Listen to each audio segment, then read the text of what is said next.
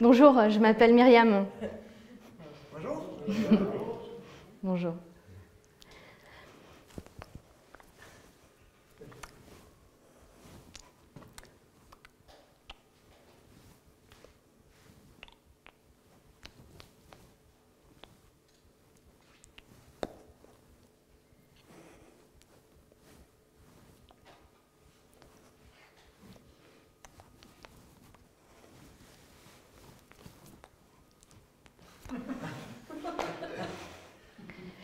C'est comme ça que j'ai expliqué à ma prof de langue des signes ce que c'était que la polyphonie vocale. Un vrai défi, mais j'adore ça. Comme faire une conférence gesticulée. Un vrai défi. Alors, si vous vous demandez pourquoi je suis partie 6 mois apprendre la langue des signes en mode intensif à Bordeaux,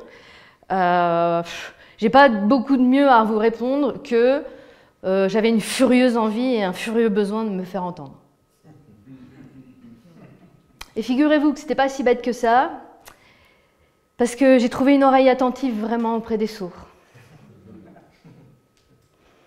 Et notamment, en fait, les sourds, ils ont un champ de vision qui est très large, mais surtout, ils captent tous les micro-mouvements du corps, les expressions du visage. Et en captant tout ça, en fait, ils ont une lecture, par exemple, des émotions très très fines. Donc là, ils sauraient que je suis un petit peu stressée déjà au début. Mais voilà, les émotions, ça fait aussi partie et ça a aussi sa place dans une conférence gesticulée. C'est ce qui me rend humaine. Et puis, ce qui fait que je vais avoir un lien avec vous tout de suite. C'est ce qui fait qu'on crée du lien, qu'on crée du commun.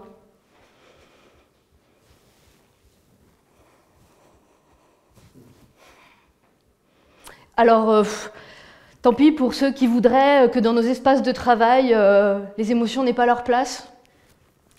Je leur laisse ça. C'est terminé maintenant. Et ça fait du bien. Alors, voilà, j'ai croisé une oreille attentive, mais aussi auprès des sourds, j'ai croisé un peuple. Un peuple avec sa culture, son histoire. Alors, voilà, je suis très fière et très, très heureuse ce soir de, en fait, venir un peu à ma façon, rendre hommage à ce qu'ils m'ont pu me donner, à ce qu'ils ont pu me donner. Ça va ? Alors, par contre, ce n'est pas le sujet de la conférence en elle-même, vous avez compris, puisque le titre ne laissait rien entendre là-dessus, quoique le on ne s'entend plus, évidemment. Voilà. Le sujet, en fait, c'est mon parcours professionnel. Parcours professionnel qui est très, très simple, vous allez voir. Et donc, j'ai travaillé pendant 20 ans en tant que conseillère énergie et habitat, donc auprès de particuliers, pour les économies d'énergie dans les maisons. Et donc, voilà, ça veut dire que de 2004 à 2008, j'ai travaillé à l'AGENA en tant qu'EIE, et puis ensuite, j'ai intégré le CAUE en tant qu'EIE aussi, puis PRIS, FER, ECFR et MAR. Je vois pas trop pourquoi. Enfin, c'est vrai que dans vos yeux, il y a un genre de lueur quand même, qui ressemble un peu à celle de ma prof sourde quand j'ai essayé de lui expliquer la polyphonie. Bon. On va y revenir tranquillement, évidemment. On va faire le parcours ensemble, pas forcément que dans l'ordre chronologique, mais... Alors, je vous spoil la fin de l'histoire, puisque même ça, on a le droit dans une conférence gesticulée. En fait, ce système, je l'ai quitté récemment, voilà, il y a 3 mois. Et j'ai travaillé, après 20 ans de service. Et je l'ai quitté parce que, en fait, l'État, après avoir créé mon métier, l'a progressivement, en fait, déconstruit, détruit, petit à petit. Et du coup, je ne m'y suis plus retrouvée. Et au travers de mon parcours professionnel et de cette déconstruction, je vais en profiter pour essayer de donner un peu de lumière à tous les éléments de manipulation autour de ce sujet-là, qui vous font croire que l'État a une furieuse envie de faire des choses en faveur de l'écologie. Bah non, pas du tout. Même des fois, beaucoup de choses, on va le voir, contre l'écologie. Ça va pour le programme? Ok, c'est clair? Alors mon métier, concrètement, c'est quoi? En fait, je suis conseillère énergie habitat. Ça veut dire que quand vous avez une maison, vous voulez rénover ou construire, je suis disponible pour répondre à vos questions dans un premier temps, sur les questions d'énergie.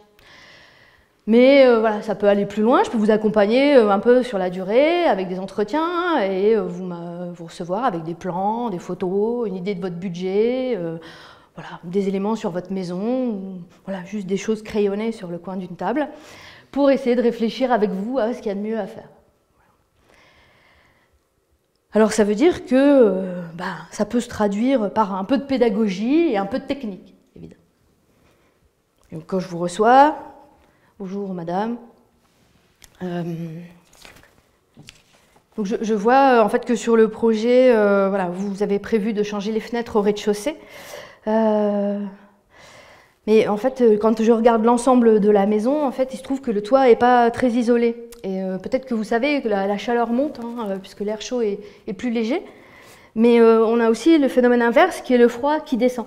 C'est exactement le même phénomène, qui est un phénomène de convection naturelle, mais inversé. Ce qui fait que dans votre maison, le froid rentre par la toiture, va prendre la cage d'escalier et descendre. Donc si vous avez froid en bas, peut-être que ça vaut le coup de travailler en toiture. Je sais que c'est pas intuitif. Si j'ai froid en bas, je vais avoir tendance à travailler en bas. Mais sûrement qu'on va gagner plus. En plus, vos fenêtres en bas, elles sont déjà en double vitrage. Peut-être un peu vieux, mais donc on va sûrement gagner plus avec une isolation de toiture. Je vous propose pour la prochaine fois de réfléchir et de faire des devis. Voilà comment peut se passer un petit entretien en mode accéléré, évidemment, sur un point. Donc une partie technique, une partie pédagogique. Bon, avec ça, je suis déjà un peu marginale. Parce que mon métier, en fait, c'est de vous donner les moyens de comprendre comment les choses se passent dans la maison. Et puis aussi, voilà, de faire que vous puissiez prendre vos décisions par vous-même après derrière. Bon, je ne suis pas très à la mode, parce que le système global étant plutôt à vous dicter ce que vous avez à faire et le faire rapidement si possible. On y reviendra. Donc marginal pour ça, et puis marginal aussi parce que en fait, j'ai travaillé pendant 20 ans. Si j'ai travaillé pendant 20 ans, c'est un vrai choix, parce que ce métier, je l'ai beaucoup aimé. J'ai pris beaucoup de plaisir à travailler et à faire ce travail-là. Et bon, ça se voyait, je pense. Et donc mon directeur, un jour, vient me voir, et puis il me dit « Myriam, on dirait que tu prends plaisir à travailler. » Et là, je me suis dit, il s'intéresse à moi, je vais lui répondre. Chaque cas c'est différent, les gens ils me ramènent des éléments en fonction du parcours résidentiel, du parcours de vie, des données techniques, du budget, du phasage le plus intelligent qu'on va pouvoir faire, quoi. Je m'ennuie pas, c'est différent, tous les jours c'est différent, c'est vraiment super. Bon, pas de bol, c'était pas vraiment une question. C'est en fait, c'était une question ce qu'on appelle rhétorique. Et en fait, j'ai cherché juste à me dire, dis donc Myriam, tu crois vraiment qu'on te paye pour que tu t'amuses? Bon, ça, je l'ai pas compris de suite. Hein. C'est avec le temps que c'est venu. Mais quand même, je trouvais sa question un peu bizarre, mais j'avais répondu quand même. Alors, si vous n'avez pas de maison à rénover, pas de stress, cette conférence concerne à peu près tout le monde, puisqu'en tant qu'usager, par exemple, vous allez tous faire vos courses dans des endroits où il y a la clim à fond l'été et où il fait froid. Vous avez tous peut-être intégré une salle des fêtes avec un souffleur pour chauffer en haut, qui chauffe rien du tout déjà, puis qui fait un max de bruit, ce qui fait que la réunion derrière... voilà. Ou un logement qu'on va louer et dans lequel il y a des problèmes de moisissure. Enfin bon, tout ça, globalement, on est tous concernés par l'aspect thermique et énergétique des bâtiments qu'on peut utiliser, évidemment. Alors ce réseau, quand même, c'est un réseau des conseillers info-énergie, donc de tous les espaces info-énergie dans lesquels on reçoit des personnes comme vous. Ce réseau, il a été créé par l'ADEME, l'Agence de l'environnement et de la maîtrise de l'énergie, sous tutelle du ministère de l'Environnement, en 2001. Et l'ADEME a utilisé en fait des associations qui faisaient déjà un peu d'éducation à l'environnement pour faire ce travail-là. Donc ça veut dire que moi j'ai travaillé pendant 20 ans dans des associations de droit privé, loi 1901, à but non lucratif, ce qui est la GENA et le CAU. Alors j'avais pas non plus très bien réfléchi, des fois oui, mais pour me dire mais pourquoi en fait ce serait pas l'ADEME qui ferait le travail toute seule? Ou pourquoi moi je travaillerais pas à l'ADEME tant qu'à faire, en tant que conseil en direct aux particuliers. Déjà ça veut dire que vous appelez l'ADEME en croyant qu'il va vous renseigner et non, on vous rebascule vers déjà quelqu'un d'autre. Et puis, ça voudrait dire qu'il y a un service public. Il y a des connaisseurs quand même, ça va. Je n'ai pas besoin de vous expliquer trop longtemps. Et donc là, je ne suis pas un service public, du coup, je ne suis pas fonctionnaire. Pas fonctionnaire, ça veut aussi dire que comme les financements publics, tous les ans, ils sont remis en question, je suis toujours une petite forme de stress. Je ne sais pas si l'année prochaine, je vais pouvoir continuer à faire ce travail-là. Et donc pendant 20 ans, j'ai vécu avec cette petite forme de stress, plus ou moins importante suivant les années. Pas tranquille, mais on continue. Alors vous voyez, j'ai porté plein de noms différents. Et si on m'a mis tous ces noms-là, c'est parce que l'ADEME souhaitait nous rendre beaucoup plus visibles auprès du public. Donc, en fait, on devait augmenter notre taux de notoriété parce qu'effectivement, à part du bouche à oreille, voilà, on avait un petit peu de mal à se faire connaître. Ce qui est toujours le cas, parce que qui connaissait un de ces sigles avant de venir? Voilà. Pas de surprise, mais je pose quand même la question. Elle est rhétorique aussi, vous voyez. Vous avez répondu. Donc, ces espaces info-énergie, c'est PRIS, point rénovation info-service, faire, faciliter, accompagner, innover la rénovation énergétique, ECFR, espace conseil France Rénove, MAR, mon accompagnateur Rénove. Tous ces noms pour que, bien sûr, je sois plus visible. C'est bien connu, hein. D'ailleurs, en fait, tous les grands bandits, mafiosi, etc., enfin, bon, j'ai l'impression, s'ils changent d'identité, c'est pour qu'on les retrouve. Et moi, alors j'ai même renforcé l'idée parce que, en fait, j'ai beaucoup déménagé dans mon enfance. Ouais. C'est-à-dire que j'habitais autour de Saint-Laurent-des-Eaux, de Gravelines, de Chaux, Civaux, Blaye. Mon père, il travaillait à EDF. Alors du coup, le déménagement, ça fait aussi partie du jeu. Vous ne me trouverez pas. Alors si vous vous demandez pourquoi je suis si engagée en faveur de l'écologie, et si j'ai commencé mon travail en 2004 dans une association qui avait été créée par des anti-nucléaires convaincus, vous pouvez vous dire juste c'est parce que mon père travaillait à EDF. Voilà.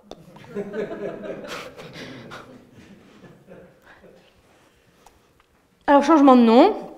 Alors bon, sans faire de procès d'intention, quand même. Premier changement de nom, on passe d'espace info-énergie à point rénovation info-service. Je me dis peut-être qu'il y a un truc en plus, qu'on va faire un truc différent. Bon, non, je vous spoil encore la fin, j'ai fait la même chose pendant 20 ans. Mais admettons quand même, soyons, on est là pour jouer. Donc, point rénovation info-service, on se dit tiens, il y a un truc en plus, quoi donc? Bah non, en fait, il y a un truc en moins. Parce qu'en fait, quand je suis espace info-énergie, en fait, je conseille tout le monde, y compris pour les projets de neuf. Mais déjà, dans le point rénovation info-service, comme il y a rénovation, le neuf, alors j'ai le droit de continuer à vous recevoir, ne m'inquiétez pas, je reste là. Mais quand même, dans le nom, si je vous dis que je fais du conseil pour le neuf et que je suis point rénovation info-service, déjà, bon... c'est pas moi qui fais exprès de vous perdre pendant cette conférence, mais si vous êtes un peu perdu de temps en temps, ça sera normal. Donc il y a un truc en moins. Alors là, c'est l'ADEME. Hein. L'ADEME, on se parle normalement. Hein. Enfin, c'est des gens, c'est des êtres humains plutôt proches de nous. Ils travaillent en délégation régionale. Et donc l'ADEME, en délégation régionale, a notamment un animateur régional dédié aux espaces info-énergie. qui est plutôt un mec à l'écoute, sympa, voilà, qui nous anime le réseau. Et puis l'ADEME, elle nous donne plein de trucs, elle nous fait des formations rien que pour nous. Elle nous donne toute la doc à distribuer aux particuliers, elle nous fait les campagnes de com, etc. Donc, on est quand même un vrai partenaire, à la fois financier, puisqu'elle nous finance, mais aussi logistique, technique. Donc, mon premier interlocuteur et la seule personne que j'ai sous la main pour me plaindre du prix, c'est l'ADEME. Alors j'y vais. L'ADEME et le neuf, alors on fait quoi? Oui, le neuf, enfin, Myriam, la rénovation énergétique, c'est quand même l'enjeu de demain. C'est là qu'il y a les passoires thermiques, et donc on se concentre sur l'essentiel.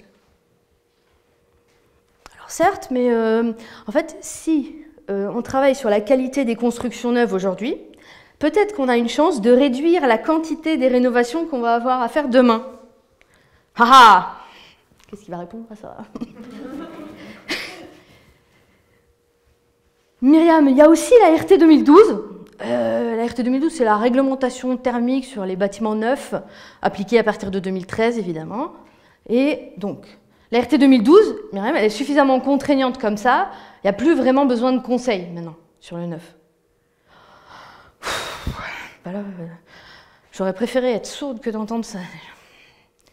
Parce que... Non mais la RT 2012...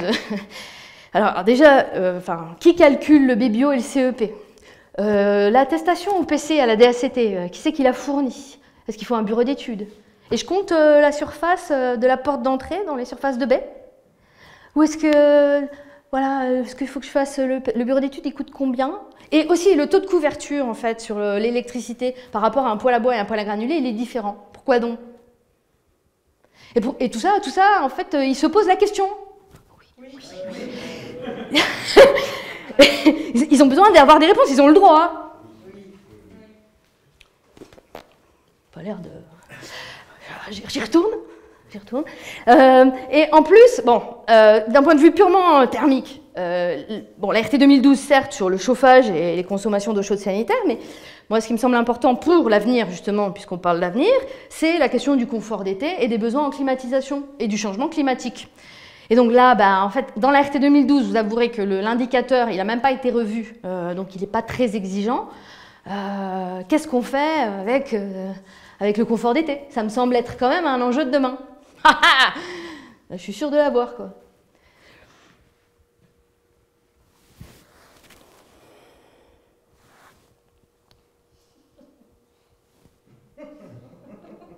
Vous comprenez juste maintenant pourquoi la surdité a vraiment sa place dans ma conférence. Et je m'en suis rendu compte aussi. Qu'à cela ne tienne, continue à travailler. De toute façon, on ne m'interdit pas de recevoir les gens pour le neuf. Alors, je crie le conseil sur le neuf, il faut continuer à le faire, tout ça. Et puis, les années passent, et nouveau changement. On va encore s'amuser. Et le nouveau nom, c'est faire. Faire, alors déjà pris, mais alors faire. Les copains, on en a déjà un petit peu marre. Alors on fait des blagues, on cherche une collègue qui s'appelle Lucie. Puis faire, c'est pas très explicite déjà, c'est un verbe. Alors on voit pas ce que ça vient faire là. Mais en fait, c'est pas tout. C'est-à-dire que en fait, quand j'utilise moi mon logo, en fait, c'est faire avec. Donc faire avec Myriam Cossé, la conseillère EIE du CAUE. Voilà ma signature de mail à l'époque. Alors ma signature de mail déjà elle est longue, mais c'est pas le problème. Faire avec, je me sens pas super valorisée.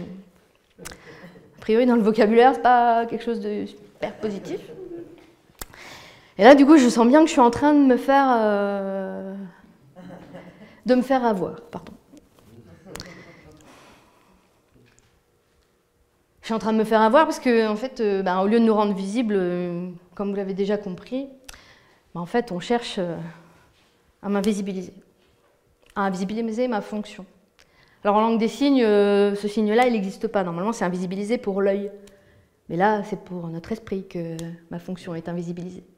L'avantage, en fait, en langue des signes, c'est que si vous faites ce signe-là à un sourd, il va comprendre tout de suite. Il va être très proche de l'autre et la transcription va se faire toute seule. Vous n'avez pas besoin de lui expliquer. Faire avec. Et c'est pas tout, puisqu'il y a d'autres personnes qui ont le droit d'utiliser ce logo faire. D'autres personnes qui ne sont pas moi, qui ne sont pas non plus mes collègues EIE, qui sont les professionnels du bâtiment, par exemple des artisans. Et eux, c'est pas faire avec, hein, ils ont droit à la gamme au-dessus. Eux, c'est l'artisan engagé pour faire. Et on nous dit clairement que la différence va être très facilement faite par la population entre faire avec et engagé pour faire. C'est le même logo, mais on voit bien que tout le monde doit se mettre en marche pour l'écologie.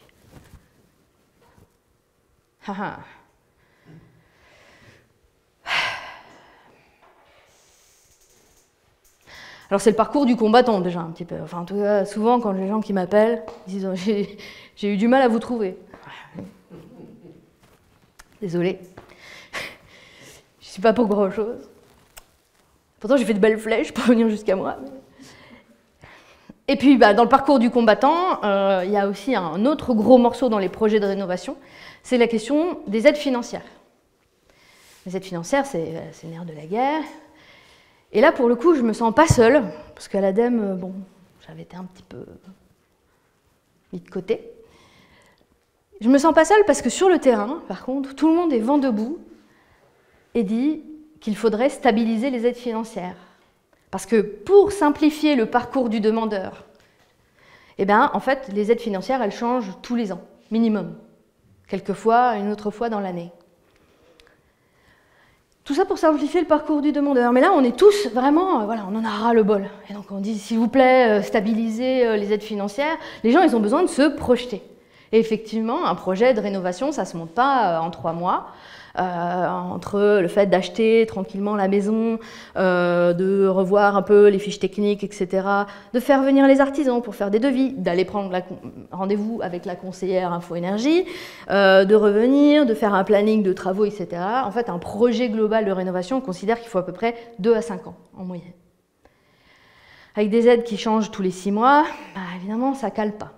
Donc ça, on est d'accord. Alors c'est quoi l'intérêt ? Si c'est pas, voilà, vu là qu'on est tous d'accord, il y a quand même un intérêt qui est contre l'ensemble des gens qui sont sur le terrain. L'intérêt, en fait, c'est de vous presser. Si je vous dis qu'il y a une aide aujourd'hui de 10-15 000 € pour votre projet, et que dans 3 mois, elle se termine, et que je ne sais pas ce qu'il en sera à partir du 1er janvier, forcément, vous allez mettre un petit coup de bourre, et je le comprends très bien, puisque je ne veux pas passer à côté des 10 ou 15 000 € d'aide financière qui existent aujourd'hui. Je ne sais pas ce qu'il en sera dans 3 mois. Et moi, je ne peux jamais répondre à ça. Pardon.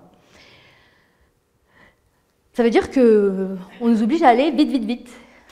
Bon, moi, mon travail, c'est quand même de prendre le temps, d'essayer de bien analyser tous les éléments pour qu'on puisse prendre les meilleures décisions.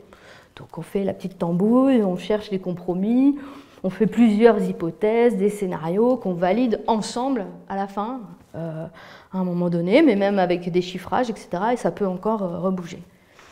Et là, on vient nous dire qu'il faut aller vite, vite, vite, vite, vite. Toujours plus vite. À prendre des décisions dans l'urgence, quoi qu'il en coûte. Quoi qu'il en coûte, ça nous rappelle un peu quelqu'un.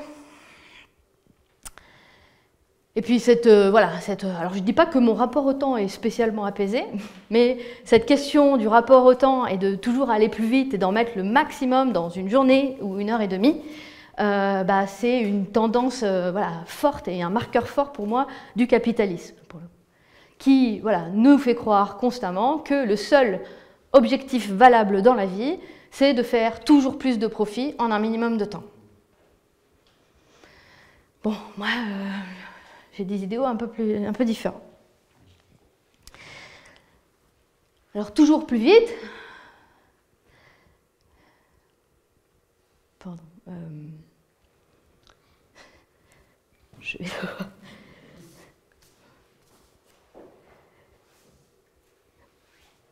Oui, sur les aides financières. Oui, alors toujours plus vite. Le toujours plus vite, il peut être poussé jusqu'à son paroxysme. C'est-à-dire qu'en fait, si on cherche à être le plus efficace possible tout le temps, pour les sources, ça s'est traduit par des campagnes de stérilisation pendant la Seconde Guerre mondiale. Parce qu'ils sont moins productifs que les autres. Voilà, c'est tout simple. Et puis sur les aides financières, il y a un autre élément, c'est-à-dire que pour avoir droit aux aides financières, il y a des obligations sur le type d'entreprise que vous faites intervenir. Sur le type d'entreprise que vous faites intervenir, aujourd'hui, c'est une obligation de faire appel à des entreprises RGE, reconnues garants de l'environnement. C'est une mention qualificative. Dans l'absolu, voilà, qu'on cadre un peu ces éléments de qualification, c'est pas gênant en soi. La difficulté, c'est que comme c'est payant et qu'il y a énormément de pièces administratives, les très petites entreprises et les petits artisans qui sont un peu tout seuls, c'est déjà un peu compliqué pour eux. Voilà. Et puis moi, de l'autre côté, j'ai l'ADEME qui nous sort des jolis petits papiers pour nous dire, pour dire aux gens comme vous, que en fait, il faut faire appel à des entreprises RGE parce que c'est un gage de qualité et que vous allez avoir des artisans forcément compétents. Bon, sur le terrain, moi, les artisans compétents, qu'est-ce qui se passe ? Je vous reçois, et puis vous m'amenez les devis que les artisans RGE vous ont fait.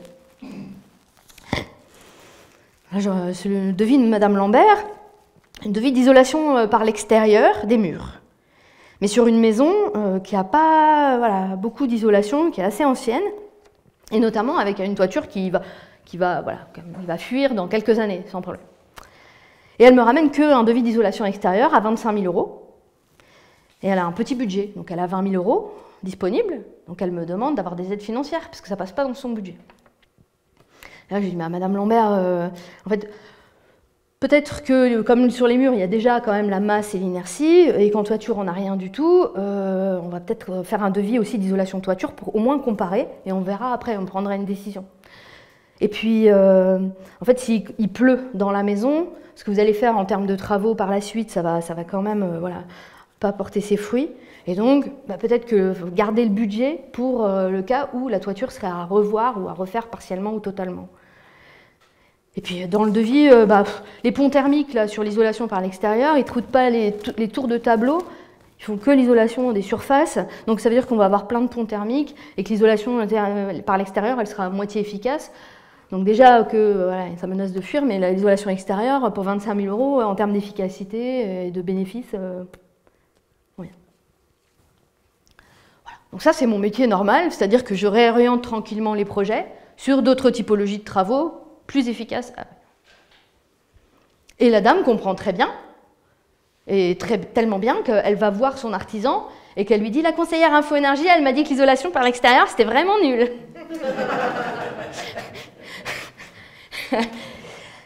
Bon, en résumé, pourquoi pas, mais entre nous. Alors, ça arrive de temps en temps, j'ai l'habitude, pas très souvent, mais ça arrive, et donc j'ai l'artisan qui m'appelle un peu énervé, en disant « Mais qu'est-ce que vous avez raconté? Vous dites toujours n'importe quoi, vous savez pas ce que vous dites parce que vous n'êtes pas sur les chantiers, etc. etc. » Donc, c'est pas la partie la plus agréable de mon boulot, mais je le fais. J'explique ce que j'ai fait. Sauf que là, ça se passe pas exactement comme d'habitude, et quelques jours plus tard, j'ai mon directeur qui vient me voir et qui me dit Myriam, il s'est passé quoi sur le conseil Lambert? Je sais pas. Attends, bouge pas. Il y avait une maison en état moyen, j'ai réorienté le projet, quoi. Oui, parce que en fait, la CAPEB s'est plaint. Donc la CAPEB, c'est le syndicat, un des syndicats des artisans. C'est la Confédération des artisans et des petites entreprises du bâtiment. Donc la CAPEB m'a appelé, et l'artisan n'est pas content du tout, et il va falloir que tu puisses t'expliquer. Alors j'y vais, hein, je suis déjà un peu en tension avec ma direction, du coup, j'y vais, et on se retrouve avec une grande table ronde, avec 7 personnes. Le président de la CAPEB, la secrétaire générale de la CAPEB, la gérante de l'entreprise du bâtiment, l'artisan qui avait fait le devis, mon directeur, ma directrice adjointe et moi-même. Toutes les petites tables, donc je leur explique le conseil, comment il s'est passé, et puis finalement, ça se passe plutôt bien. On arrive à discuter à peu près, heureusement que mon directeur est là pour arrondir les angles, il sait mieux faire que moi. Et donc ça se passe plutôt bien. Jusqu'à ce que l'artisan dise oui, j'ai bien compris, mais quand même, vous exagérez, parce que l'isolation extérieure, si la dame elle avait fait, c'était quand même mieux que rien.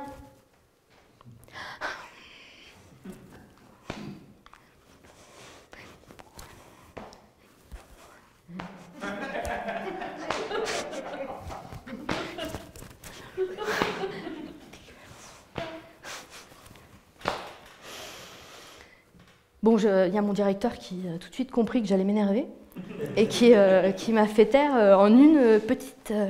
avec un petit doigt. Hein. Hop là, terminé. Alors bon, moi j'étais déjà contente de ne pas avoir de sanctions avec cette histoire, parce que bon, je sentais un peu le roussi. Mais qu'est-ce que ça veut dire qu'est-ce que ça veut dire de la société? Ça veut dire que là, le libéralisme, en tout cas pour les 6 autres personnes qui étaient autour de la table, était la norme. Voilà. Il n'y avait pas de discussion possible. Et dans cette norme-là, dans la norme libérale, il n'y a rien qui a le droit de réguler le marché. Surtout pas une petite conseillère info-énergie. Alors bon, c'est dommage, mais... Et puis en plus, les artisans, des fois, ils m'ont en grippe à cause de ça. Alors que, en fait, je leur amène du boulot. C'est-à-dire qu'avec mes conseils, j'augmente la qualité des travaux, et finalement, le budget rénovation des ménages, moyen, quand il sort de chez moi, il est plus important qu'à l'initial. Et ils m'en veulent quand même. Alors moi aussi, ça m'arrive, c'est pas grave, d'avoir des gens en grippe.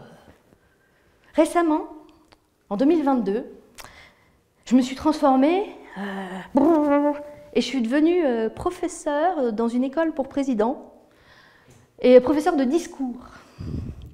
Et là, j'ai reçu la copie d'un élève qui s'appelle Emmanuel et qui écrit son discours. Alors je vous le lis, puis après je vous dirai ma réponse. Donc ce cher Emmanuel écrit « Chacun d'entre vous a son rôle à jouer. Une bonne partie de cet effort, c'est de baisser un peu la clim quand il fait chaud.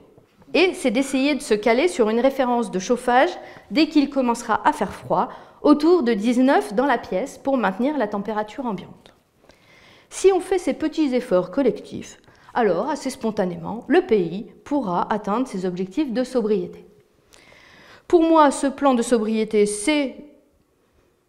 on doit éviter d'aller vers quelque chose de plus coercitif, qui serait à ce moment-là un plan de sobriété renforcé, voire de rationnement, et qui évidemment nous protégera in fine des coupures. Allô Emmanuel? Non, tu peux vraiment pas te foutre de la gueule des gens à ce point, quoi. Parce que, en fait, il se trouve qu'en ce moment l'énergie est très chère et qu'il y a des gens qui n'arrivent même pas à chauffer à 19. Donc déjà... Et puis en plus, t'as vu dans le cours l'autre fois que, en fait, à 19 degrés, on peut avoir froid dans une maison, notamment une maison mal isolée. Parce que quand il y a des courants d'air, de l'humidité et des rayonnements de parois, il ne fait pas 19, en fait, les gens, ils ont froid. Et puis ton histoire, là, de coercitif et de plan de rationnement, ça sent quand même un peu la sanction. Donc moi, je sais, alors grâce aux sociologues de l'énergie, on a déjà mis dans les cours de sociologue de Madame Tartampion, là, que, en fait, cette question de la moralisation, là, c'était pas moteur. Donc les gens, ils vont être bloqués, là. Et puis en plus, alors, par contre, ça, tu peux pas la faire, la coupure. Parce que le spectre de la coupure, quand politiquement, c'est toi qui as décidé qu'il fallait mettre en place le nucléaire et développer plein de pompes à chaleur et de voitures électriques, faut pas se plaindre s'il va y avoir des coupures après. Hein. Bon, je vous rassure, il n'a pas été reçu. Parce que bon, il n'avait pas fait le boulot après. Hein. Pourtant, je l'avais briefé correctement. Suffit. Alors, il y a un autre élément que la moralisation, pour éviter que les gens fassent le travail, c'est la question de l'injonction paradoxale. Donc, le principe, il est simple. J'expliquais en cours, Emmanuel aussi. C'est qu'on a deux objectifs opposés, deux injonctions complètement incompatibles, mais on vous dit qu'il faut absolument faire les deux. Y compris avec un pouvoir de domination qui vous oblige à absolument faire les deux. Bon, ça, voilà, se dire, on me dit ça, et du coup, ça fait court-circuit, en fait, dans le cerveau. Et ce court-circuit, en fait, c'est ça qu'on appelle l'état de dissonance cognitive. Et donc là, on se retrouve... d'un côté, j'ai la croissance économique qui me dit qu'il faut que je consomme de l'énergie. Et de l'autre, j'ai l'écologie qui me dit qu'il faut que je réduise mon impact sur l'environnement et que je ne consomme pas d'énergie.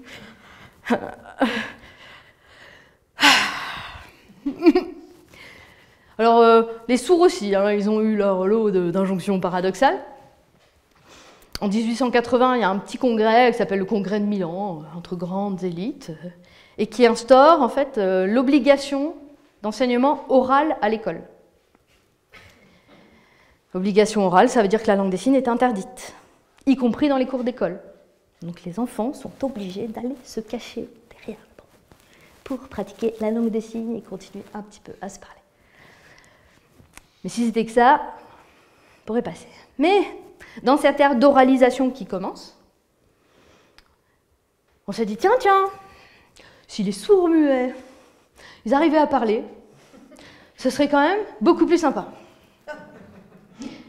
Et on met en place des cours d'oralisation, de verbalisation, et on leur apprend, on leur met la main là, où ils ont des capteurs, voilà, qui reçoivent les sons pour apprendre à dire, à formuler O, I, A.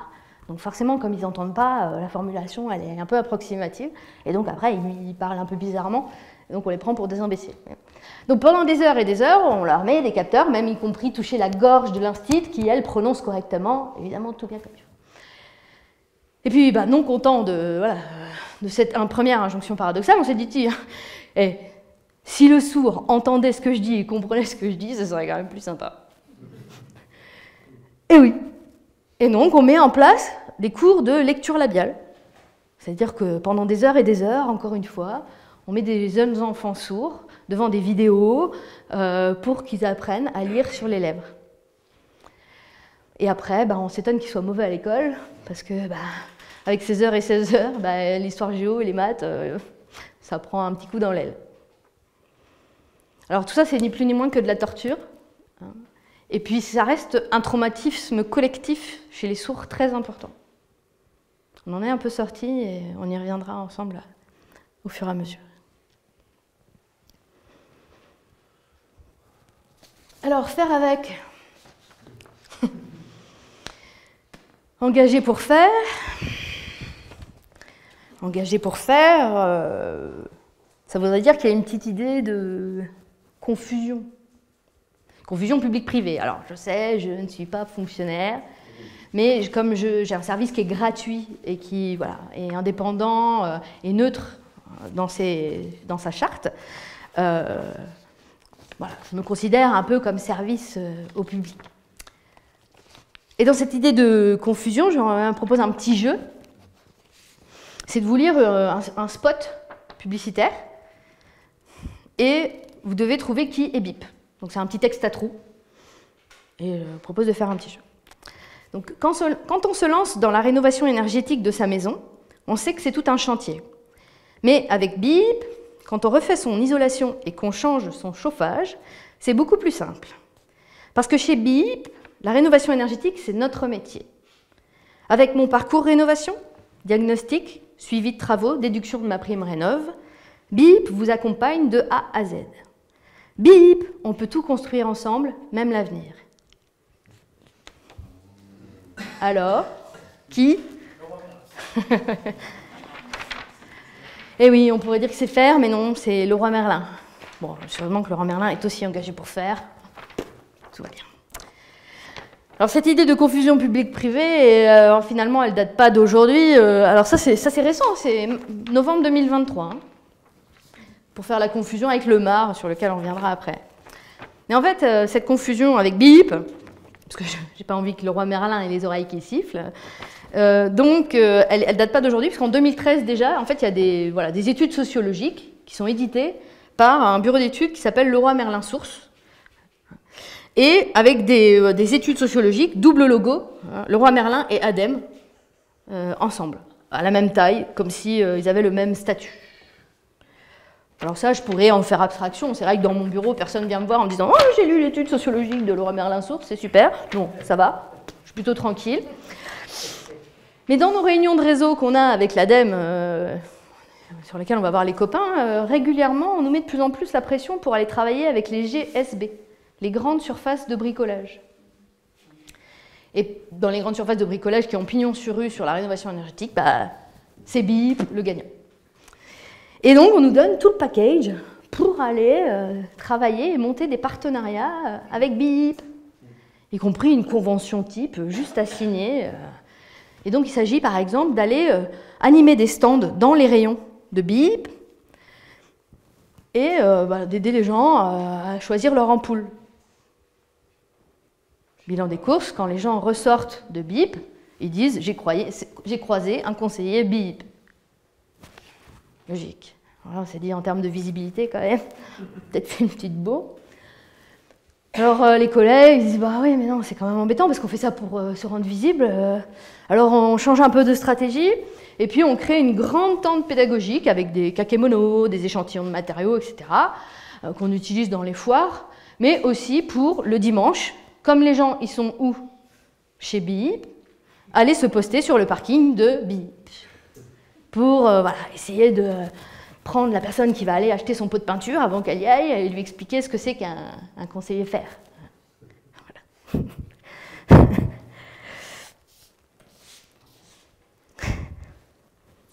Et oui. Alors ça marche toujours pas en termes de lisibilité.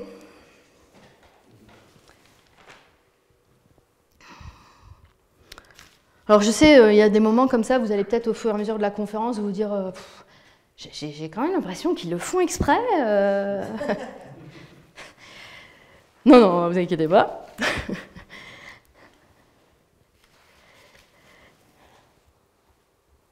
Mais quand même, dans cette histoire, on ne nous laisse pas trop le choix. On ne nous laisse pas trop le choix.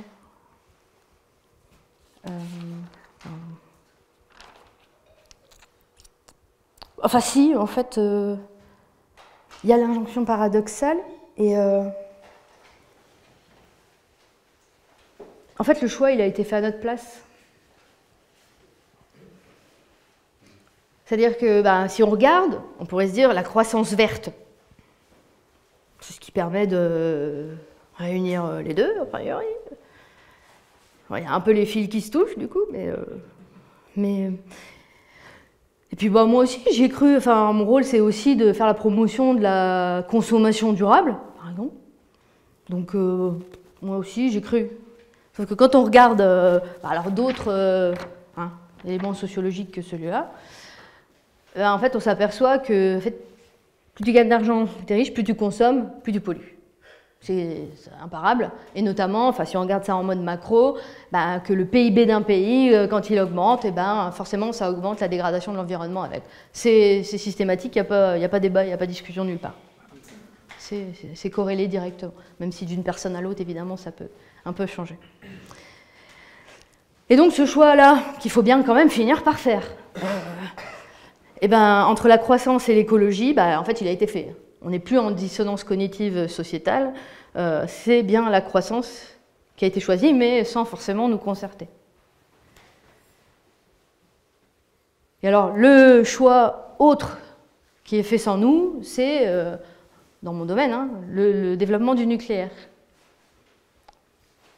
Alors, dans les pubs d'EDF, pour y revenir, vous avez l'énergie est notre avenir, économisons-la. Donc je vends de l'énergie, mais il ne faut pas en acheter. C'est pareil, il y a d'autres dans les pubs pour voitures. Pour les trajets courts, privilégiez la marche ou le vélo. Donc tu achètes une voiture, mais tu t'en sers pas. Et puis si tu vas au McDo, on te met « Ne mangez pas trop gras, trop sucré, trop salé ». Du coup, je fais quoi avec mes frites et mon hamburger?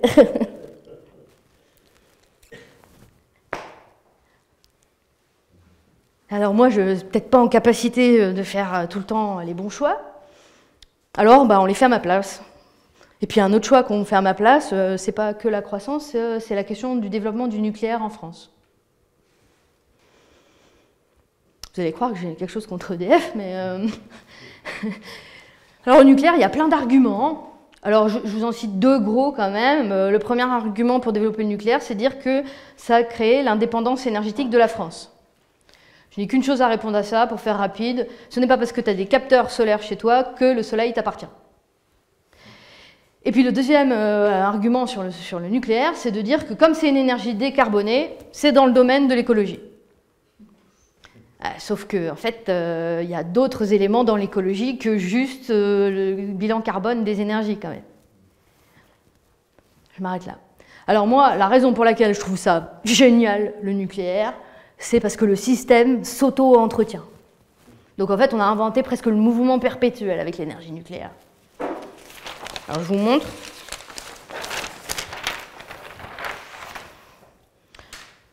Le nucléaire produit des grosses quantités d'électricité et d'énergie. Ce qui fait qu'on a développé le chauffage électrique dans les débuts des années 80, après les chocs pétroliers. Chauffage électrique qui aujourd'hui peut aussi se faire avec des pompes à chaleur. La pompe à chaleur reste un chauffage électrique. Et le chauffage électrique, pour pouvoir couper quand même pendant qu'on est au boulot la journée et que le soir quand on rentre ça rechauffe plus vite, on dit aux gens qu'il faut isoler les murs par l'intérieur. Voilà. Parce que sinon il faut quand même réchauffer la brique, du coup ça ne va pas remonter en température assez vite et c'est embêtant. Sauf que l'isolation intérieure des murs ça fait que ça chauffe vite l'hiver et aujourd'hui ça chauffe vite aussi l'été. Et donc on dégrade le confort d'été de cette manière-là, donc on augmente les besoins en climatisation qu'on va avoir pour l'été. Avec une isolation extérieure, avec l'inertie, on pourra parler d'inertie utile tout ce que vous voulez toute la soirée. Mais en fait, voilà, avec l'isolation intérieure, on n'a pas un confort d'été optimal. Donc on va augmenter les besoins en climatisation. La climatisation qui fonctionne à l'électricité et donc qui justifie le fait que le nucléaire existe. Mouvement perpétuel. C'est beau ? Et en plus, dans la petite boucle, j'ai un catalyseur accélérateur qui est la clim en elle-même, puisque la clim, déjà, elle rafraîchit un peu dedans, mais surtout, elle chauffe la rue. Et quand on met beaucoup de clim les unes derrière les autres dans un milieu urbain un peu resserré, en fait, ça augmente les besoins en clim du quartier. C'est ce qu'on appelle un îlot de chaleur urbain. Donc déjà, ça augmente les besoins en clim. Et on a une deuxième dans le catalyseur, c'est-à-dire que la clim, comme elle consomme de l'électricité, évidemment, elle émet des gaz à effet de serre. Les gaz à effet de serre qui augmentent le réchauffement climatique, donc les besoins en clim.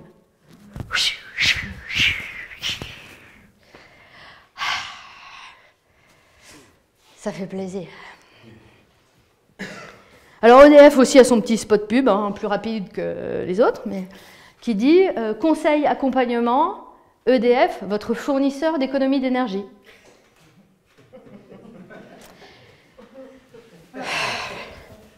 Monsieur EDF,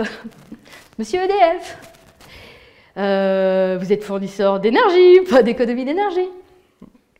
Et puis, en fait, les économies d'énergie, qui c'est qui les produit? C'est moi en faisant des travaux d'isolation à la maison, ou eux, mais pas vous. C'est vous en faisant les travaux d'isolation ou en changeant la chaudière qui produisez des économies d'énergie. Alors pourquoi ce vocabulaire? Il ne vient pas de nulle part, ce vocabulaire. Il vient d'un marché très juteux qu'on appelle le marché des certificats d'économie d'énergie. Ce marché, il a été créé en 2007 par le Grenelle de l'environnement. Et donc là, on a Borloo, Hulot, Sarko, qui sont sur un bateau et qui se disent « Tiens, si on obligeait les grands vendeurs d'énergie, pas que EDF évidemment, il y a Total, Engie, Butagaz, tout ce que vous voulez, Auchan, si on obligeait les grands vendeurs d'énergie à nous aider à financer les programmes de travaux d'économie d'énergie, tu crois que ça pourrait marcher? Il y a sûrement un gars qui a dû répondre oui, parce que c'est bien, c'est comme ça qu'ils ont fait. Donc là, on se retrouve avec tous les fournisseurs d'énergie qui se sont dit en fait, on me demande de faire des économies d'énergie, en tout cas d'en faire, et puis on me demande de vendre de l'énergie. Donc si je veux faire tourner ma boîte, il faut que j'en vende le plus possible. Si je veux avoir le plus de certificats d'économie d'énergie, il faut que j'en vende le moins possible. Oh, putain. Même eux, en fait, on les met en difficulté. Alors oui et non. Parce que autant les aides financières, elles changent tous les 6 mois, autant le certificat d'économie d'énergie, ça existe depuis 2007, je vous dis. Donc c'est pas neuf, cette histoire. Ça existe encore. Et ils gagnent sur tous les tableaux. Déjà, ils gagnent sur le tableau médiatique, puisque en fait, en s'affichant comme fournisseurs d'économie d'énergie, ils ont une belle image verte d'écolo. Donc ça y est, ils ont changé de camp. Ils ne sont plus du côté de la croissance, ils sont du côté de l'écologie. Donc l'image est déjà belle. Et puis en plus, vous, pour faire des travaux d'isolation, vous êtes bien content d'avoir 2 000 € que EDF vous donne pour vous aider à financer les travaux. Bon, pendant ce temps-là, personne ne vous dit alors 6 mois aujourd'hui, qu'il économise à peu près 8 ou 10 000 euros sur le droit à polluer qu'il aurait eu à payer autrement. Donc, il se fait de l'argent sur votre dos. Et bilan supérieur, vous avez là pour le coup plus peut-être entendu de l'isolation à 1 euro, parce que vous avez peut-être été démarché. Donc là, si les travaux d'isolation coûtent moins que 2 000 euros, lui, il a prévu de vous donner 2 000 euros, mais en fait, il va vous donner le prix des travaux, et l'argent en passant, il va s'en mettre encore un petit peu plus au passage. Ça, c'est merci l'isolation à 1 euro. Et comme en plus, bon, ça reste un vendeur d'énergie, mais ça reste un vendeur. Et du coup, comme les travaux ne vont pas être vraiment efficaces, il va continuer à pouvoir vendre son énergie tranquille. Alors moi, j'ai dit, non mais là... En fait, sur les certificats d'économie d'énergie, ça valorise sur le marché des kilowattheures économisés hypothétiques, pas réels. Et donc c'est là-dessus qu'ils vont jouer pour arriver à ça. Alors quand même, je vous explique, hein, on ne reste pas sur du slogan. L'isolation à 1 euro, c'est souvent de la laine minérale qui est pulsée dans les combles, dans des combles perdus. Parce que c'est plus facile d'intervenir. Déjà, sinon, si ça coûte trop cher, on n'y va pas. Donc l'isolation à 1 euro, on vient pulser de la matière. Et vous avez mis de l'isolant, tout est bon, de leur point de vue. De mon côté, je reçois les gens et je dis, en fait, il y a des courants d'air dans les combles. Ce qui isole, c'est la laine, c'est l'air immobile qui est contenu dans la laine, c'est pas la laine. Donc il n'y a plus d'air immobile déjà avec les courants d'air dans les combles. Et puis en plus, avec les courants d'air, la matière va se déplacer. Ce qui fait que des fois, on va avoir des creux et on va avoir des ponts thermiques. Donc la chaleur qui ne part pas par là, elle va partir par ici. Bilan des courses, on baisse quand même encore en performance.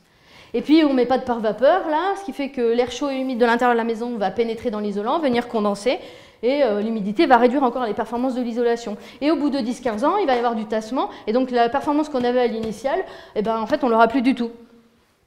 Non, je ne parle pas trop vite.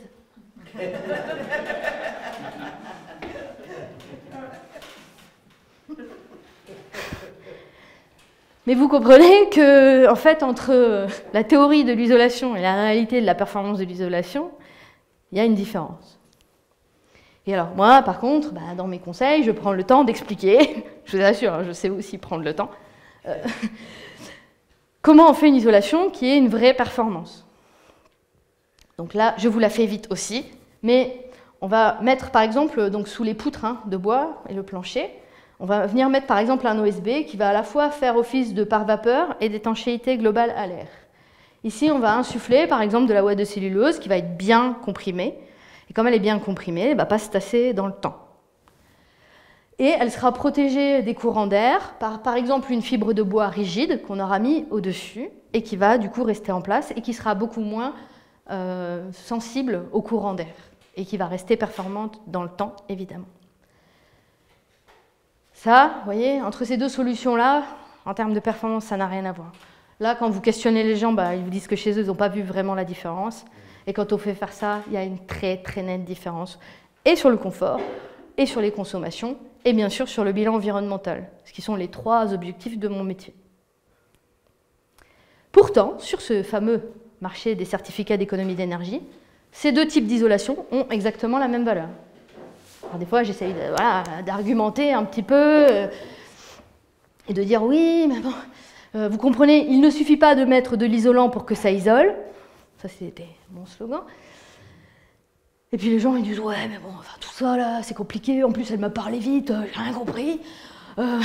Et puis bon, à 1 euro, au pire, qu'est-ce que je risque? C'est que 1 euro. Au pire, si je perds 1 euro, ça va aller.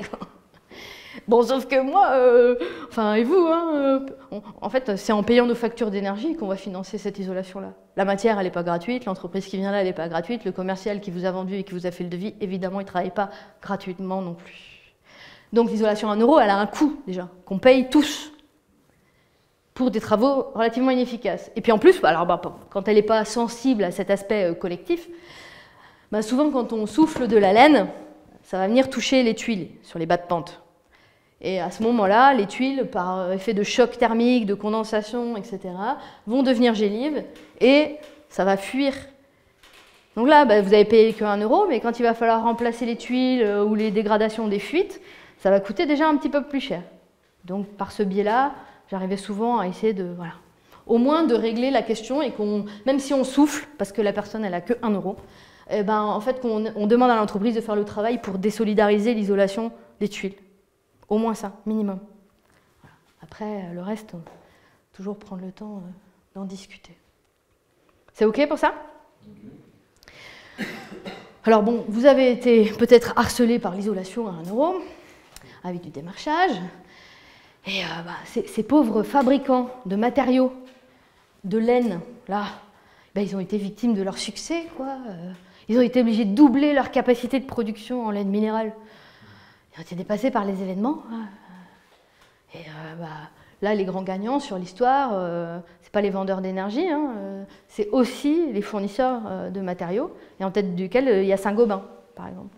Mais pas seulement, hein, il y a Actis, Isover, Soprema, enfin tous les grands industriels de fabrication des matériaux d'isolation. Donc vous voyez, l'État, les fournisseurs d'énergie, les fabricants de matériaux, on a déjà un beau dragon à 3 têtes contre lequel j'ai essayé toute seule de me battre. Alors j'essayais de me battre, mais en fait j'ai bien compris assez vite et assez souvent que moi aussi j'allais être dépassée par les événements. Et notamment, j'ai une journée de réunion de réseau en tête, précise, où l'ADEME avait invité une externe, une certaine Charlotte, qui était à la fois formatrice en management et en coach d'équipe. Et donc la Charlotte... Alors, pour mesurer et évaluer en fait votre activité, on va mettre en place 3 indicateurs différents. Le premier indicateur, c'est le taux de captation.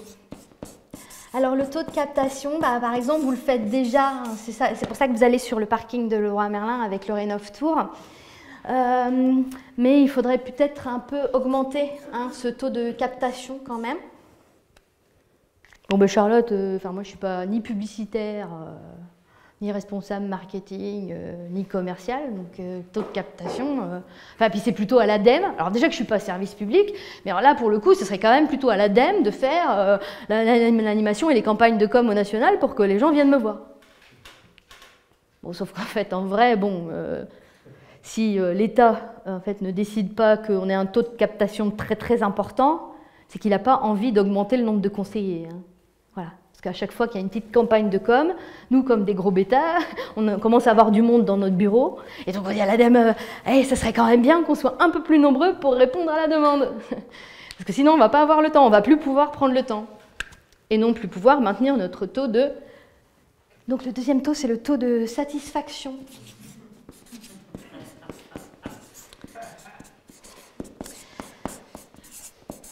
Alors là, je sais en fait que vous êtes déjà bon, puisque en fait, l'ADEME m'a dit que en fait, vous aviez des taux de satisfaction supérieurs au service après-vente d'Apple, qui est une référence mondiale en termes de service client. Et le troisième donc, taux qu'on va mesurer pour évaluer votre activité, c'est le taux de passage à l'acte.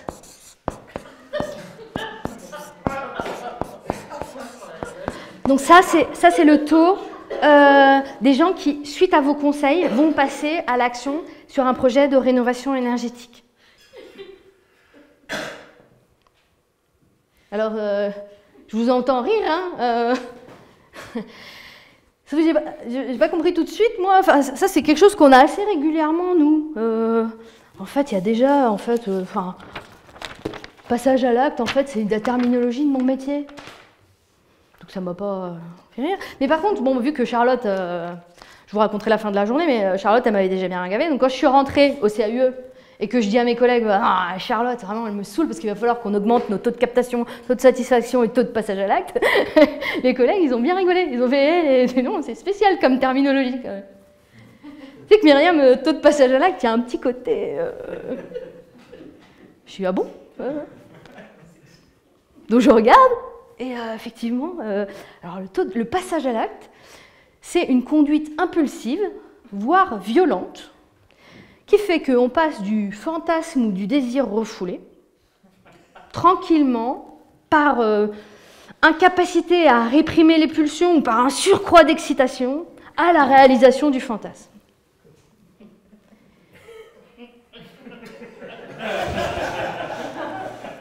Je n'avais pas spécialement prévu que ce soit mon job de réaliser le fantasme des clients, moi, ou de les aider à ça.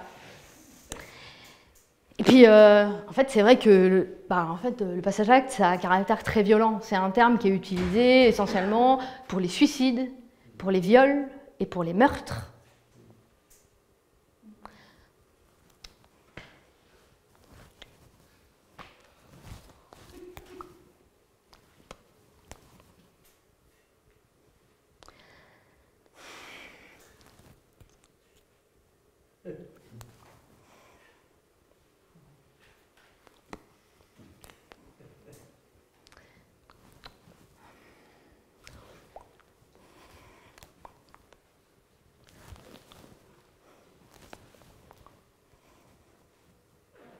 Alors, on rigole. Mais, avec ces 3 taux, il manque un truc. Enfin, moi, hein, il manque quelque chose. Il me manque le niveau de performance thermique de la rénovation. C'est mon job. Ça l'est quand même a priori beaucoup moins, même si la satisfaction va de pair. Et puisqu'on est dans le passage à l'acte, j'aurais tendance à dire une petite rénovation avec un changement de pompe à chaleur et une grosse rénovation complète où on divise par 4 les consommations, évidemment, ça n'a rien à voir. Hein. Donc si, dans la terminologie du passage à l'acte, on pourrait dire, entre acheter un sextoy pour se faire du bien tranquillou chez soi et aller sur la plage pour aller se masturber devant des enfants, il y a une différence de passage à l'acte.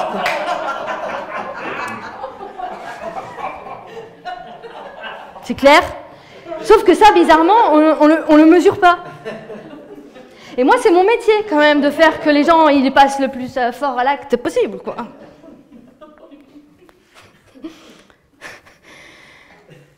Alors, on rigole, mais en fait, à part... cette séance-là, en fait, elle a lieu avec une assemblée de conseillers info-énergie, où j'ai mes collègues de cœur, qui sont engagés dans l'écologie comme moi, qui ont le sens du service comme moi, et qui n'ont pas réagi du tout. Et qui, du coup, eux, ont très bien fait le job avec des petits tableurs Excel pour rappeler les gens au bout de 3 mois, pour dire « Alors, est-ce que vous êtes passé à l'acte ?» Et pourquoi donc non? Oh. Et de faire des petites statistiques pour savoir surtout pourquoi ils ne passent pas à l'acte. Parce que savoir pourquoi ils ne passent pas à l'acte, c'est le meilleur moyen d'essayer de faire en sorte que demain, ils passent à l'acte. Voilà, ça va de soi, il faut bien faire des statistiques pour éventuellement comprendre ça.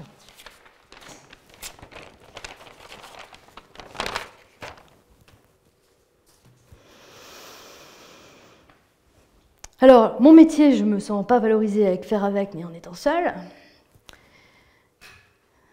Et puis la solitude... Alors, je la garde un petit peu avec moi, parce que c'est ce qui me permet aussi de me rappeler par quoi je suis passée. Mais ce n'est pas ce qu'il y a de plus agréable. Et cette solitude avec mes collègues, c'est pas grand-chose finalement à côté de ce que vivent les petits-enfants sourds aujourd'hui dans les classes, qui se sentent aussi très seuls, parce qu'aujourd'hui, il y a une injonction à ce qu'on appelle l'inclusion. Et l'inclusion, ça veut dire qu'on ferme petit à petit les institutions spécialisées où on pratique la langue des signes et où, sous des prétextes de mixité, on va disséminer les enfants sourds dans l'ensemble des classes pour qu'ils soient avec des entendants. J'ai rien contre la mixité de base, mais là, on se retrouve avec des enfants qui sont seuls ou à 2 max dans des classes et surtout, en fait, on leur demande d'apprendre de la même manière que les entendants. Donc l'inclusion, ce n'est pas un respect de la différence ou un accueil de la différence, hein. C'est une manière de vouloir gommer la différence et de faire en sorte que les sourds aussi se conforment à la manière d'apprendre des entendants. Et ça, c'est un peu insupportable parce que moi, cette question de la diversité, je la porte chevillée sérieusement. Et je la porte aussi dans mon métier, puisque je milite pour dire qu'il n'y a pas que la laine de verre pour isoler, pas que les volets roulants pour fermer, pas que les pompes à chaleur pour se chauffer, pas que la ventilation hygrobée pour ventiler, etc. Et que c'est joyeux d'avoir un tas d'autres possibilités techniques différentes qui vous allez trouver la vôtre du coup. Et ça c'est chouette, enfin, c'est ma vision des choses. Et ça ne s'arrête pas là pour les sourds, en fait, puisque avec cette question de l'inclusion et cette volonté d'en faire des entendants, on profite de la technologie actuelle et par exemple des implants cochléaires. Donc les implants cochléaires, c'est une opération, on met un petit boîtier qu'on branche et qui capte les sons et qui va les transmettre directement dans le cerveau du sourd pour qu'il entende une partie. Alors quand vous avez eu une maladie à 20 ans et que vous êtes devenu sourd et que grâce à l'implant vous pouvez à nouveau réentendre la voix de votre maman, pour avoir eu des témoignages de collègues dans ce sens-là, évidemment je n'ai pas de problème avec l'implant cochléaire de base. Mais ce qui se passe aujourd'hui, c'est que quand vous avez des jeunes parents qui accueillent un bébé sourd, un bébé, même avant qu'il naisse, on leur met la pression tout de suite pour qu'il soit implanté et le plus vite possible. Et à la limite, qu'on leur parle de l'implant, pourquoi pas, mais globalement, on ne leur laisse pas trop le choix. Et on leur dit que c'est la seule alternative possible. Et que forcément, c'est une alternative qui est bien meilleure que de perdre son temps à apprendre la langue des signes. Et puis, de toute façon, si on apprend la langue des signes, on ne va pas pouvoir se mettre dans le monde des entendants. Donc ça, c'est non négociable.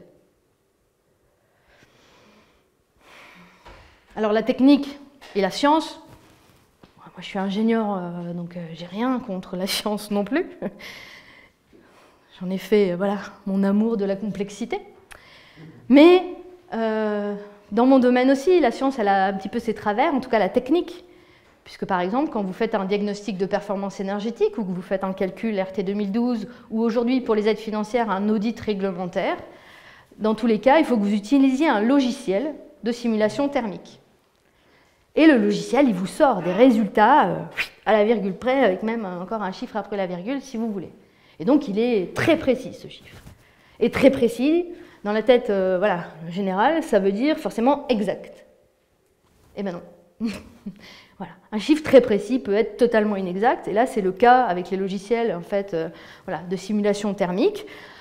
Il y a différentes typologies de logiciels, mais surtout ce qu'on veut nous faire croire là, c'est qu'un petit jeu logiciel qu'on utilise rapidement peut modéliser la complexité du fonctionnement thermique d'un bâtiment. Et toute la thermique c'est déjà assez complexe. Mais si on rajoute les phénomènes hygroscopiques et qu'on couple les phénomènes hygro avec la thermique, ça nous donne un organisme vivant relativement organique qu'aucun logiciel ne sait vraiment modéliser. Et donc mon travail, c'est d'avoir plutôt une sensibilité et une approche empirique de tout ça pour essayer de prendre en compte le maximum de phénomènes avec mon intelligence humaine pour essayer de voir si ça va se passer et si ça va bien se passer. Et là, avec le logiciel, en fait, on vous met quelque chose qui va pouvoir décider à votre place. C'est pas plus mal. Vous voyez, pourquoi? Donc, quand je vous parlais de marginalité tout à l'heure, on y est. Alors, du coup, ça veut dire que...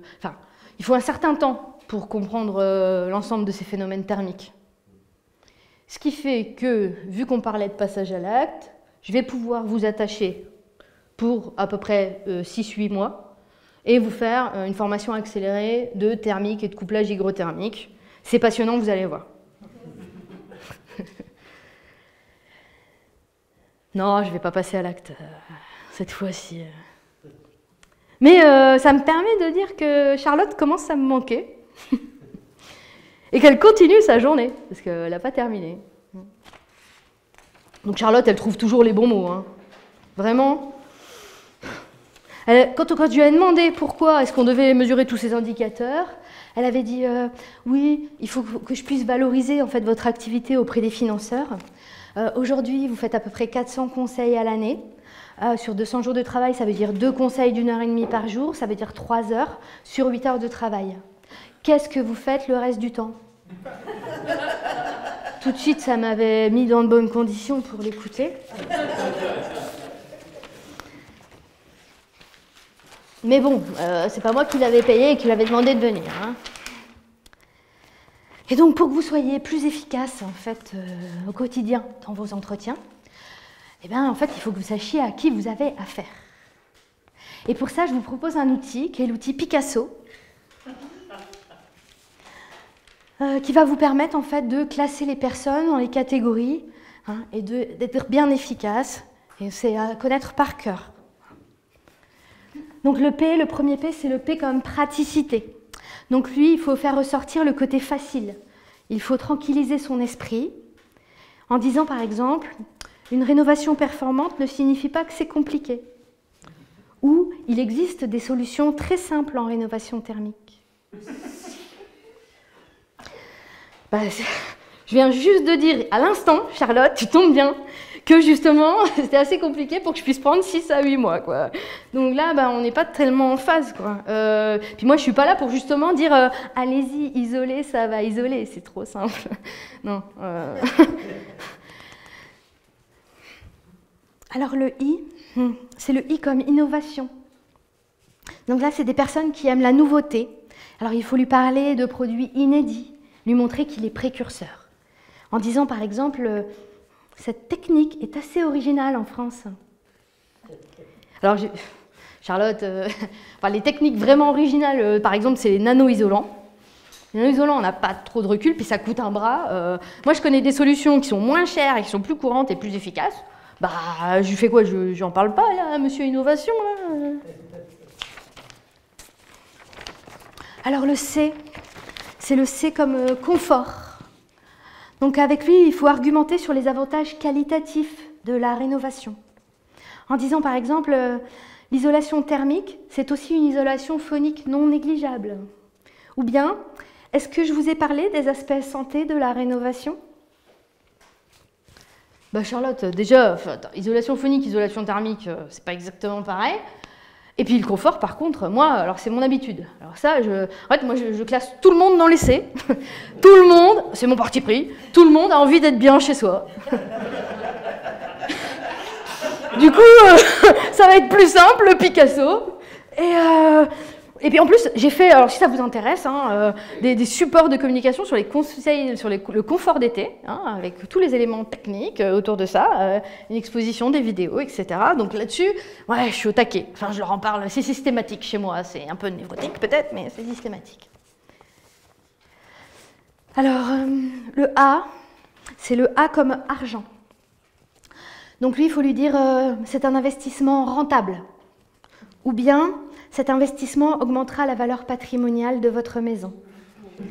Ou encore, cela va vous permettre de faire des économies d'énergie intéressantes. Charlotte, mais rentable. Alors rentable, quand c'est rentable à 60 ans, les gens ne vont pas trouver que c'est méga rentable. Et puis, sur la question de la valeur patrimoniale quand même, autant d'ego que je puisse avoir, il me semble que Stéphane Plaza, avec 2 coups de peinture et en cassant un petit demi de cloison, il fait beaucoup mieux que moi en plus-value du bâtiment. Hein. Et puis sur les économies d'énergie intéressantes, justement, ça dépend, puisqu'entre l'isolation à 1 euro et l'isolation que moi je propose, les économies d'énergie réelles qui vont être faites, c'est différent. Donc mon métier, c'est justement d'expliquer que non, en fait, on ne sait pas encore si ça va être intéressant. Alors le S, c'est le S comme sympathie. Donc lui, il a besoin d'une relation chaleureuse. Il faut instaurer une relation de confiance par le sourire, l'écoute et la chaleur humaine. Donc là, il faut considérer plus la personne que le projet. En disant par exemple, soyez assurés de ma disponibilité et de ma réactivité pour vous accompagner tout au long de votre projet. Et oui, mais là, j'ai compris, parce que pour aider dans le passage à l'acte, qu'est-ce que je vais faire? Je vais dire des trucs du genre, et toi? Je suis disponible, si tu veux, tu m'appelles, à n'importe quelle heure, pour tous tes projets.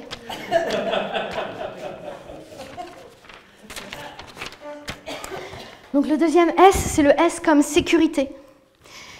Donc lui, il faut le rassurer en utilisant des tournures de phrases telles que « je suis certain que »,« je vous assure que », pour le mettre dans de bonnes conditions. Donc en disant, une maison performante vous met à l'abri des évolutions inéluctables du coût des énergies.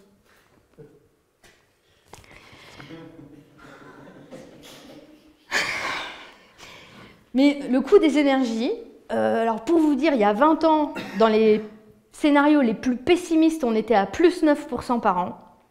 Et aujourd'hui, dans les plus optimistes, on est à minimum plus 10% par an. Donc les évolutions du prix de l'énergie, c'est plus tellement la question. Il va falloir se débrouiller autrement. Et j'ai pas de boule de cristal pour savoir ce qui va en être à l'avenir. Et donc quelle énergie potentiellement il faut choisir. Donc effectivement, moi j'en consomme quand même, mieux c'est. Donc on est sûr de rien. Par contre, il y a un truc dont je commence à être vraiment sûre là. C'est que Charlotte, elle commence à bien me gaver. Et le dernier, en fait, je lui laisse finir. Allez. Donc le dernier, c'est le O. Donc c'est le O comme orgueil. Donc lui, il a besoin d'être reconnu, valorisé. Il faut lui parler de lui, le valoriser sur ses choix et surtout, ne pas l'interrompre. Et il faut flatter son ego en disant par exemple, c'est un beau projet que vous avez en tête.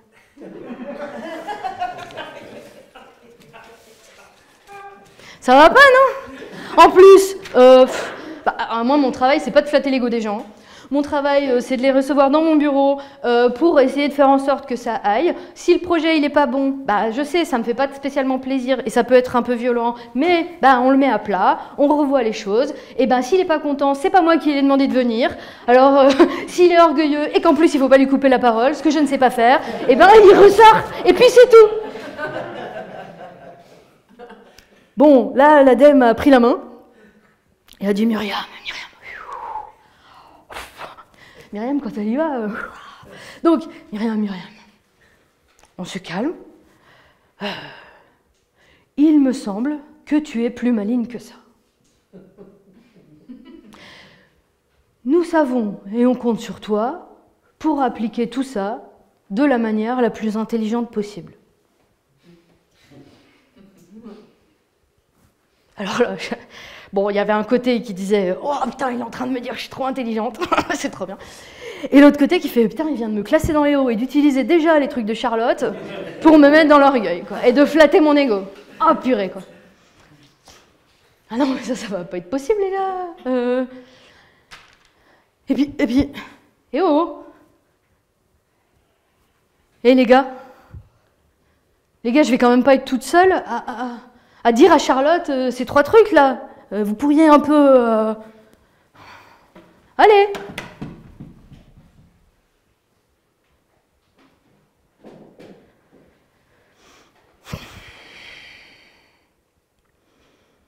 Si. J'étais la seule à rentrer dans Charlotte, à la limite du passage à l'acte.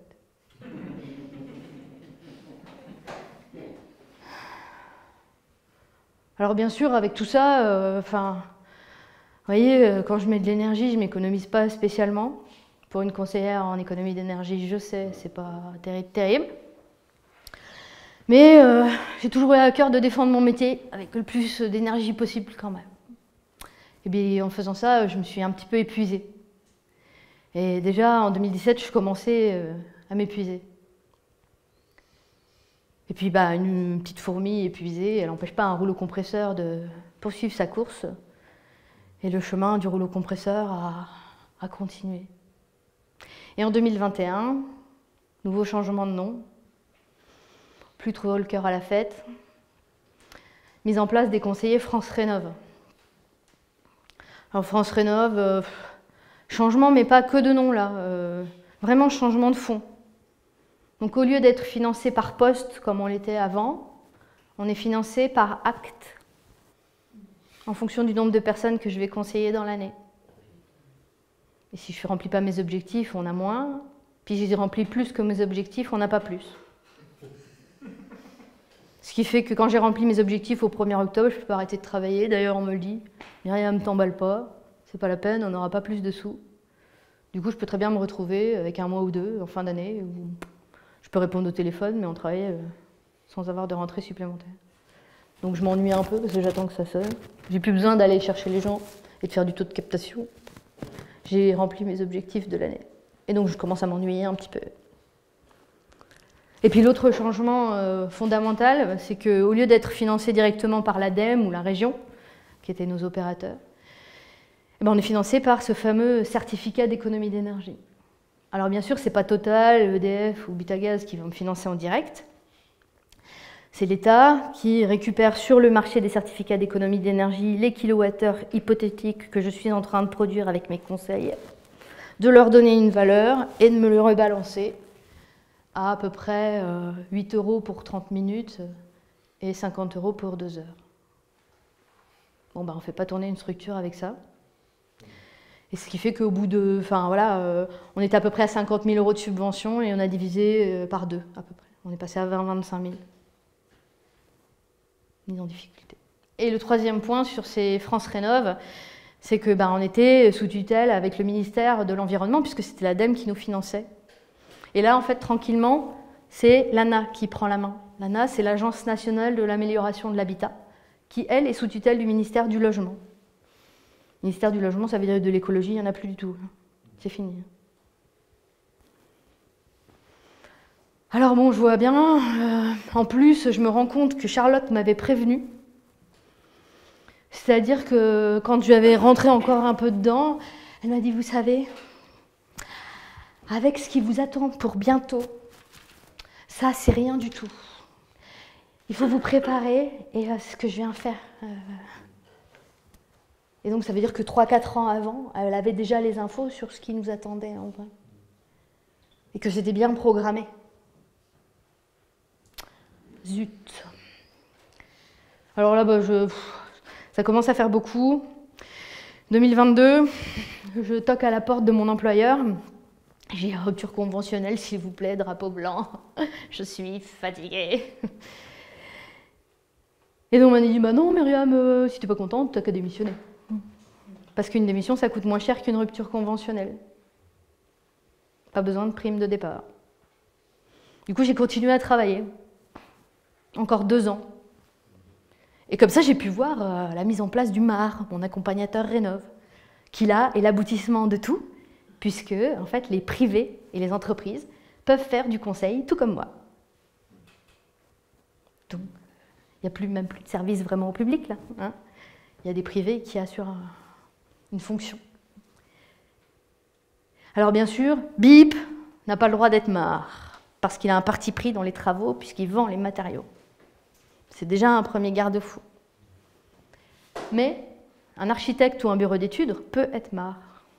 Alors bien sûr, il n'a pas de parti pris direct sur les travaux, mais quand même, un architecte, ses honoraires, ils sont calculés en fonction du coût des travaux. Donc moi, je peux me permettre de dire aux personnes, attendez 2-3 ans à voir comment la maison se comporte, et après on prendra une décision. L'architecte qui gagne sa vie avec ça, il ne peut pas dire ça. Donc déjà, on ne joue pas dans la même cour. Alors je retoque, au bout de quelques années, je vois bien que voilà, entre 2021 et 2024, avec ces histoires de conseillers France Rénov', la structure elle a une assise financière qui change un petit peu, ça se sent en interne. Deuxième, s'il vous plaît, rupture conventionnelle. Et là, pour le coup, comme ils sont à 2 doigts d'être obligés de licencier, et qu'un licenciement économique, ça fait un peu mal, et du coup, bingo, rupture conventionnelle. Ça y est. Je suis libérée. Je suis libérée, mais j'ai plus grand-chose. Mon métier, je l'ai plus. J'ai toujours mes compétences. Alors, je vais peut-être essayer de les faire fructifier avec pas des conseils gratuits ni des conseils à 50 €, hein, mais peut-être que je continuerai. En tout cas, c'est mon défi pour aujourd'hui. Mais en dehors de mon petit cas personnel, en fait, les conseillers Espace Info Énergie aujourd'hui, sur l'ensemble des 2000 conseillers France Rénov' qui existent, je dirais qu'il y en a moins de 200. Moins de 10% reste des anciens. Maintenant, on a laissé la place à cette gentille petite armée qui utilise ces techniques de vente pour devenir commercial en vente de travaux d'économie d'énergie et non pas en technique d'économie d'énergie. Moins de 10% dans le flow, vous imaginez bien qu'on n'a pas le voix au chapitre. C'est terminé, en fait. On n'a plus la main. Donc de toute façon, même si j'étais restée, je me dis que j'aurais pas pu faire grand-chose non plus. Et puis ça me fait quand même mal au cœur parce que ces collègues comme moi, ils avaient voilà, un engagement, puis des compétences techniques évidemment, et qu'en même temps on les a perdus aussi parce qu'ils sont partis, les conditions ne leur convenaient pas, donc ils ont fait comme moi, ils ont été voir ailleurs. Ou bien même, comme les petits jeunes ça coûte moins cher, on les a virés pour rembaucher des ingénieurs qui sortent de l'école pour pouvoir faire du conseil et que ça coûte moins cher. Voilà, donc il y en a quelques-uns qui se sont fait aussi virer en passant. Alors ça me met en colère parce que voilà, ces savoir-faire qu'on a développés pendant 15 ans grâce à l'ADEME, c'est aussi l'État qui nous l'enlève. Donc c'est la même personne qui a créé mon beau métier et qui me l'enlève. Et ça c'est difficile, psychologiquement parlant. Alors où est-ce que je trouve un peu d'espoir?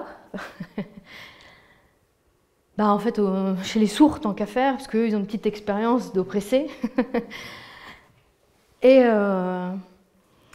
entre les deux périodes dont je vous ai parlé, la période de l'orélisation et la période de l'inclusion, il y a eu une petite période un peu différente qui s'appelle le réveil sourd. Et donc le réveil sourd, ça veut dire que voilà, en fait, l'oralisation, c'était que en France, comme l'isolation intérieure, hein, c'est très franco-français. Donc comme c'était que en France, ils ont eu la chance, en fait, par exemple aux États-Unis, hein, les sourds ont continué leur vie normalement, avec des universités, des facultés de médecine, de droit, etc. Tout ça en langue des signes. Voilà.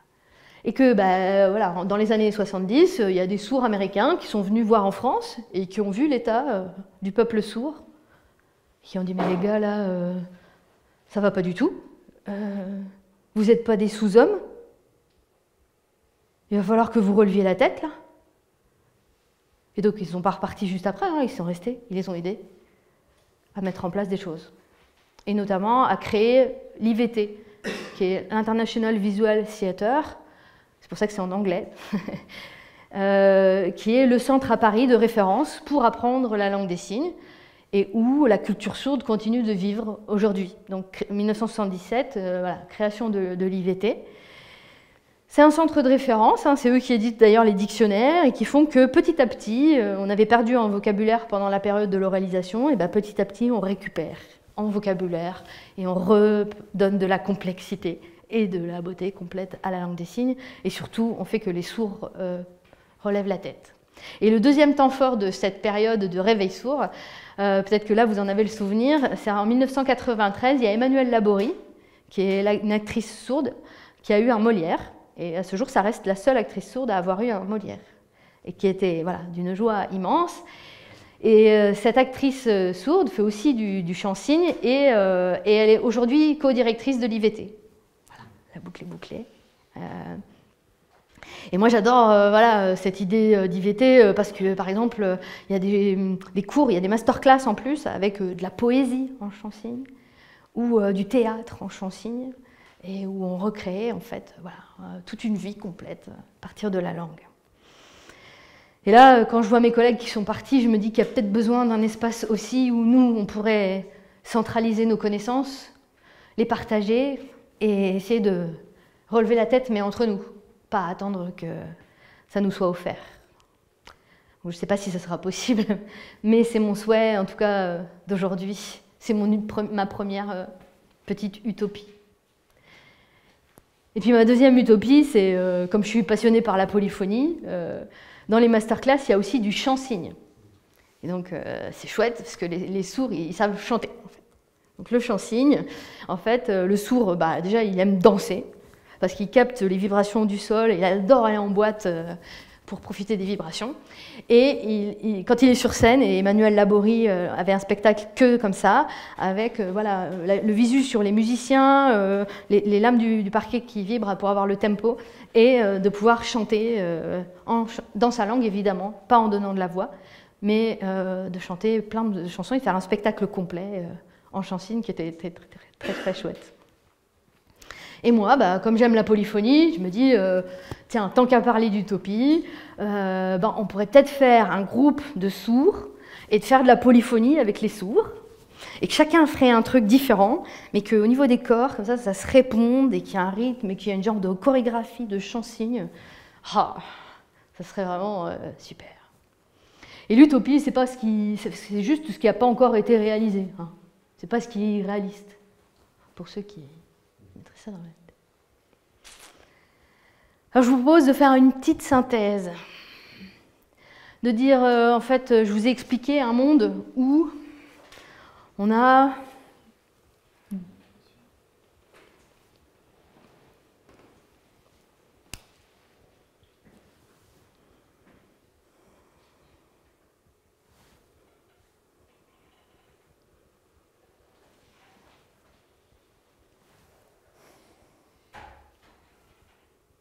plutôt.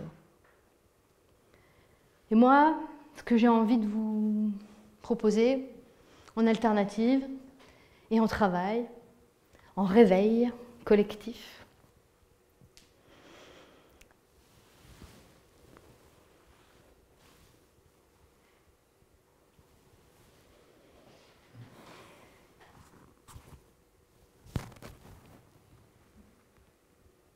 et le dernier, je vous propose de le faire ensemble. 2C avec les mains, les doigts fermés, les autres doigts fermés.